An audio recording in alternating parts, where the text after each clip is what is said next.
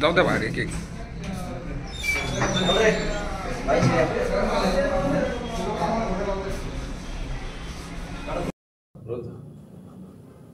काल संध्याकाळी 10:30 पावणे 11च्या दरम्यान सहवासनगरमध्ये एक जुन्या वादाच्या कारणावरून आधी आपसामध्ये भांडण झाले आणि त्याच्यामध्ये त्याचं पर्यासन म्हणजे धारदार शस्त्राने पियुष नावाच्या व्यक्तीवर हल्ला केला. त्याच्यामध्ये त्याचं मयत झालेला आहे तो आणि त्याच्या मामाच्या फिर्यादून सदरचा गुन्हा दाखल केलेला आहे.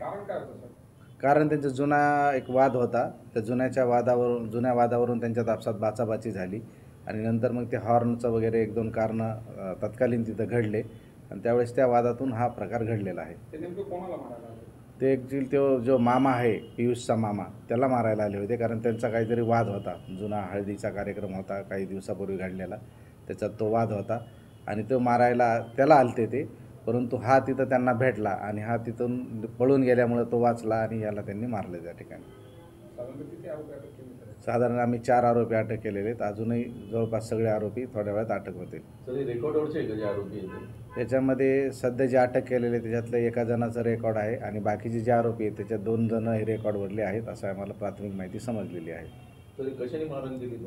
काहीतरी धारदार शस्त्र त्यांना सांगता आलं नाही, पण ते आता आपल्याला तपासामध्ये निष्पन्न होईल. हा काही कामधंदा करत नव्हता. बहुतेक याला वडील पण नाही आहेत, आई आणि बहीण आहे आणि अशी एक प्राथमिक माहिती मिळालेली आहे. मामाला मारायला आले होते, बाचेला मारलं. यस, असा प्रकार सध्या तपासात असं दिसून येत आहे.